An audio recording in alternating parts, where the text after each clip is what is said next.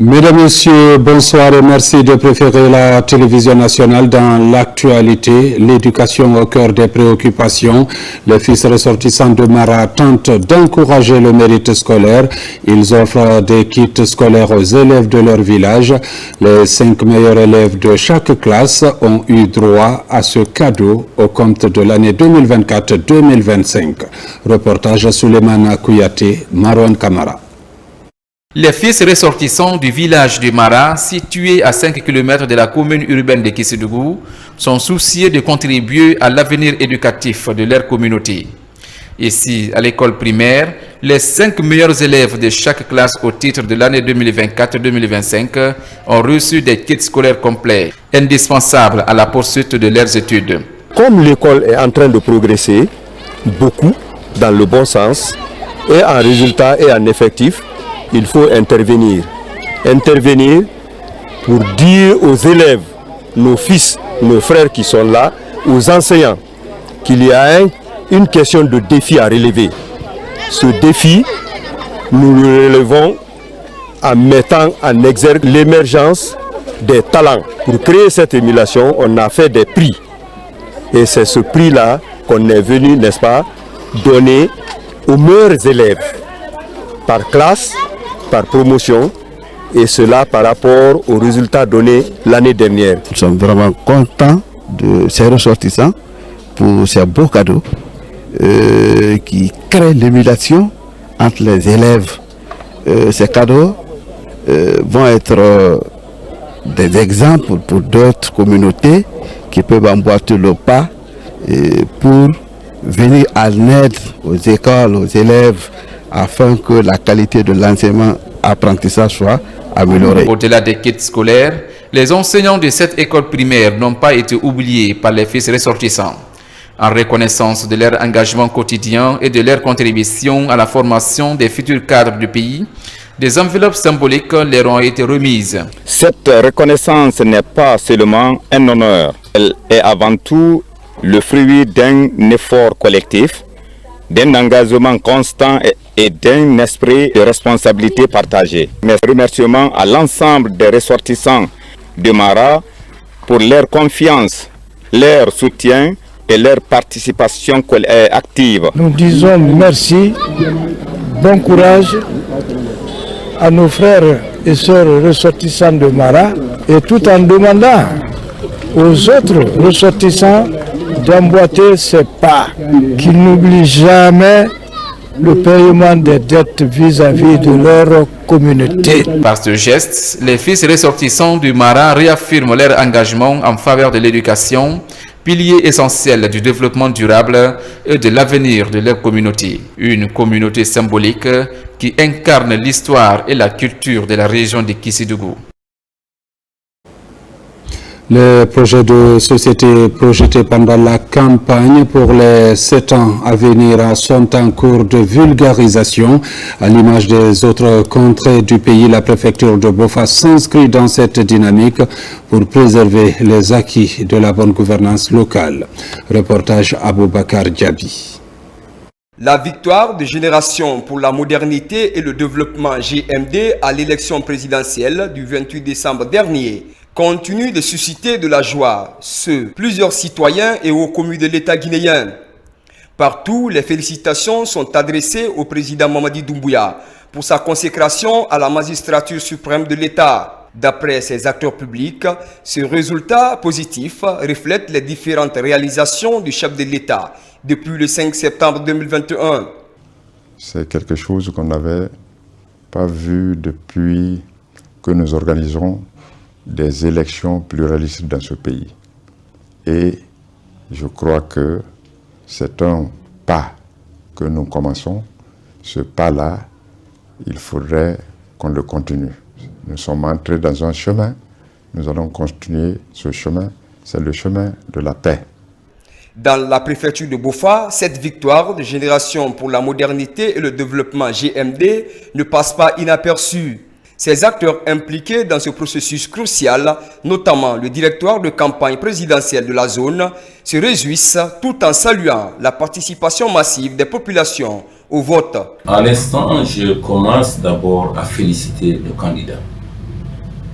la campagne, d'accord, mais c'est le travail que le candidat a pu réaliser depuis le 5 septembre 2021 jusqu'au pendant les 4 ans d'exercice qu'il a connu au pouvoir. Ce n'était pas un candidat à présenter longtemps, à cause de son travail, à cause de ses projets réalisés pour le pays. C'est un sentiment de satisfaction, c'est un sentiment de fierté, dans le sens que Boffa a battu le record. Dans la riche administrative de Bouquet, Boffa est classé premier, voire même pour la Basse-Guinée. Boffa a un score vraiment écrasant. Ils sont promis de faire le coup KO et le coup KO a été réalisé. Après cette victoire du parti Génération pour la modernité et le développement, place est faite à l'accompagnement des projets de société projetés pour les 7 prochaines années pendant la campagne présidentielle dernière. La démarche consiste à mobiliser tous les mécanismes fiables pour favoriser la croissance économique au bénéfice des populations.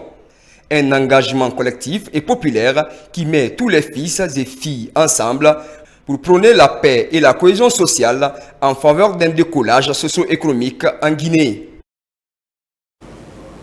La Guinée inclusive, une coalition de 16 partis politiques et mouvements, était récemment devant la presse. Cette rencontre vise à remercier les Guinéens et réitérer son engagement pour une Guinée forte et unie. Alpha Yassila. À quelques jours après la proclamation des résultats définitifs de l'élection présidentielle qui consacre Mamadi Doumbouya vainqueur, des initiatives citoyennes pour accompagner les acquis de développement amorcés se multiplient à Conakry.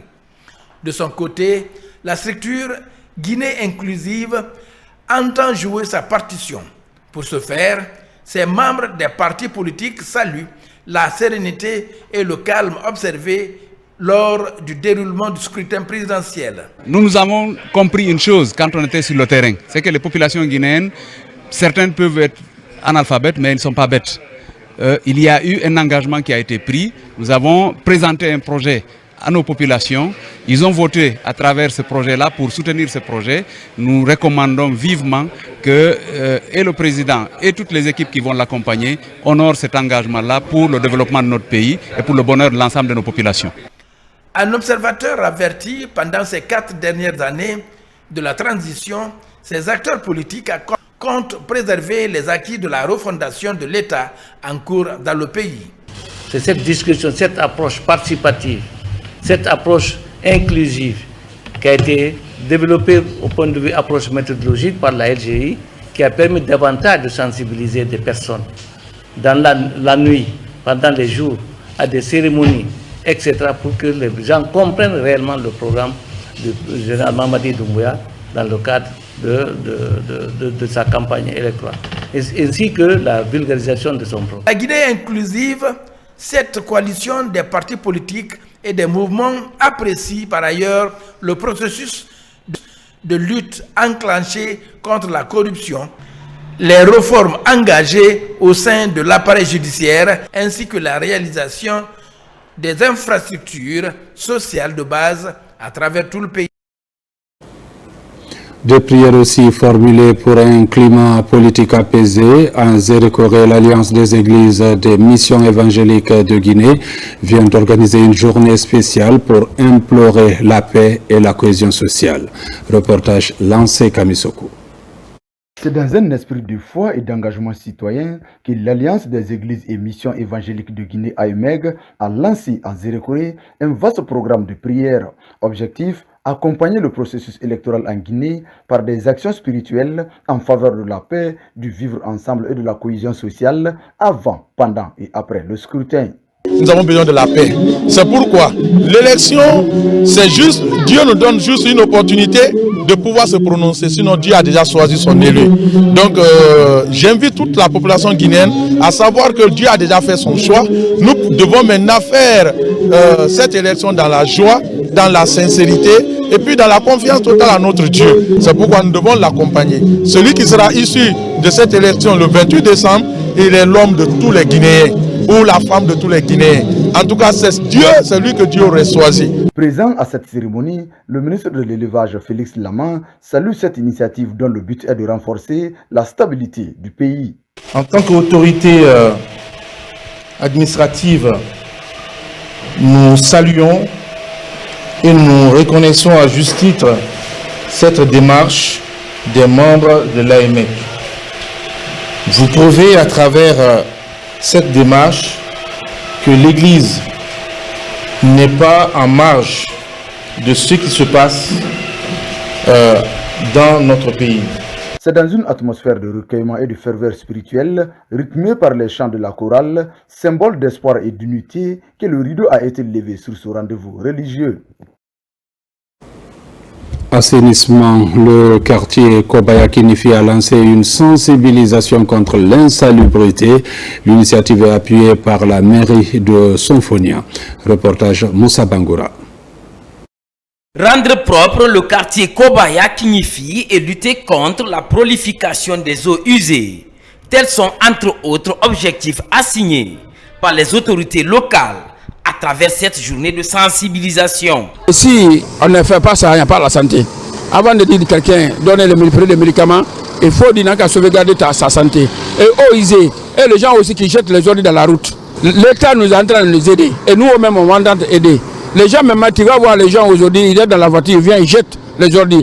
Sinon, on te prend, tu payes une amende. Et l'amende, c'est obligatoire. Du secteur 1 aux autres secteurs du quartier, en passant par le marché et les lieux de culte, des explications ont été données à tous sur les dangers de l'insalubrité et l'importance de l'hygiène dans les foyers. De ménage à ménage, nous avons identifié les points noirs. Et ces points noirs ont été matérialisés par des affiches qui donnent 72 heures aux intéressés de se mettre à jour. C'est une initiative à encourager et là à féliciter. Parce que tout son combat d'abord ne se limite pas non seulement pour les eaux usées, mais la sous-santé a dégagé les emprises. Et vous avez vu le code de Kobaya aujourd'hui. Tu peux passer à un moment donné, je te sais passer à une école, tellement que c'était bombardé de boutique en boutique. Mais c'est un effort qui est fait que aujourd'hui cela est réalisé. Pour renforcer cette action sur le terrain, plus de 50 jeunes ont été recrutés afin d'assurer la salubrité du quartier et le ramassage des ordures ménagères. Je commence à féliciter notre conseil du quartier, Elhadj Bouba, Abouaka Silla. Il a pris l'initiative pour nettoyer son quartier. Là, c'est une meilleure idée quand même.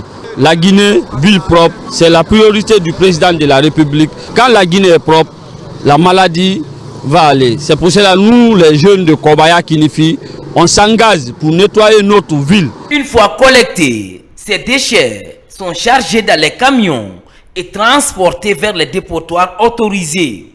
Des actions, des actes citoyens que l'autorité locale compte poursuivre pour rendre propre Kobaya-Kinifi, commune de Sonfonia. Mesdames, Messieurs, c'est la fin de cette édition. Merci de l'avoir suivi et bonne suite de programme sur la télévision nationale.